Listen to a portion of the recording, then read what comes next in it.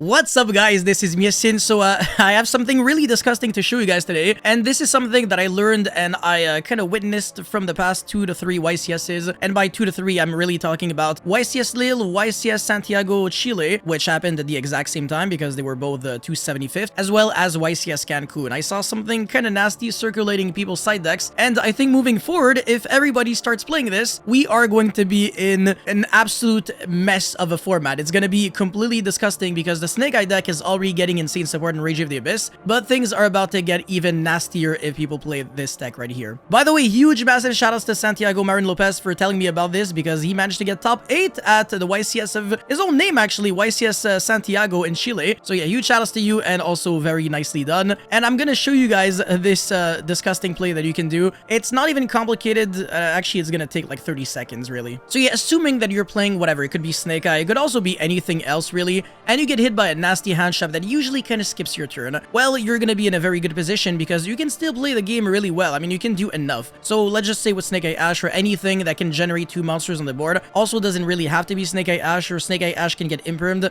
and then you can summon like a Gemini Garnet. Maybe that's like a bad example, but like any other monster, and you can still do this. So we're going to be whatever searching, that doesn't matter, who cares. You can also go for Tempo so that you can place the Oak, but then you lose the Duster a little more, so yeah, it really doesn't matter. You're gonna go for the Silhouette Rabbit, and usually you're used to seeing Azarun, the angel statue there, but this time we're gonna be getting something a little different, just a little different. We're gonna be getting this card right here, Swamp Mirror. So it's a continuous shop card that reads, activate this card by declaring 1 monster type and 1 attribute. Yeah, I think you can see where this is going. Special summon this card as a normal monster, level 4, 1800 attack, 1000 defense, with that type and attribute, and it's still treated as a trap. So this is the kind of card that you can get with the Silhouette Rabbit, and the reason why this is broken is because of a very specific typing in Yu-Gi-Oh! That is completely degenerate. And if you are used to seeing the Flunderies deck in action using the triple tactic thrust, you would know the scariest card that they can get is a heavy Harpy's Feather Storm. And this card can only be used when you control a Windwing Beast. So the fact that you have access to a Windwing Beast using just 2 monsters in the form of Silhouette Rabbit into your Swamp Mirror is kinda nasty because the other Windwing Beast Link monsters in the game, they're not generic Link 2s, so you can't summon them just using 2 monsters. So you do have to go into that extra step of Silhouette Rabbit into Swamp Mirror, and then you can thrust into Feather Storm, and just like that, you pretty much win the game, unless your opponent has like Cosmic Cyclone or something, which is not gonna happen. You're better than that. You're too good for that. And by the way, I really recommend you just use this on Draw Phase, Standby, whatever, to play around Lightning Storm, and then you also use Feather Storm in order to play around I don't know, Kaiju's, Lava Golem, and stuff like that. It's probably not gonna happen, but still, just for safety measures. And then your opponent can't use any monster effects. Well, I mean, he can, but they just all get negated. And then next turn, you kill. So yeah, you could be facing off against a bunch of Molchami, Furaros, Perulia. It doesn't freaking matter. I can even give my opponent like 3-4 draws confidently, and if he just draws into a bunch of engine cards, they all get nullified by this one card. It's really insane.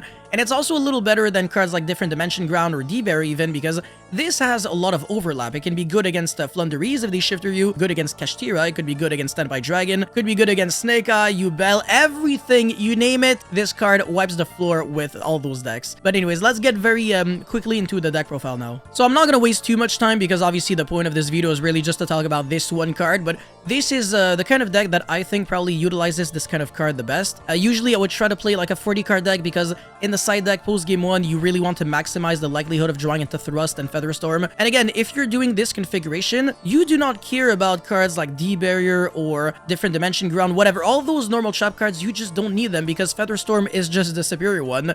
And yeah, no, you can also just play 1 copy of this card, or 3 copies. It really is up to you. But if you play 3 copies, even if your opponent doesn't hand shop you, you can still Feather Storm. And if your opponent is playing a board breaker deck, then it's just gonna be free real estate for you. And also for the other going first cards, you really just don't need them. There can only be 1 skill drain. There's even an argument where you can play Harpy's Feather Duster so that if this card randomly gets Regeki'd, you can search Duster from your deck to your hand. But is that really relevant? Because usually when you side in Feather Storm, it's going first, and Duster is more of a going second card, so it's not like you can really say it matters that much. Feather Duster is still a good card overall.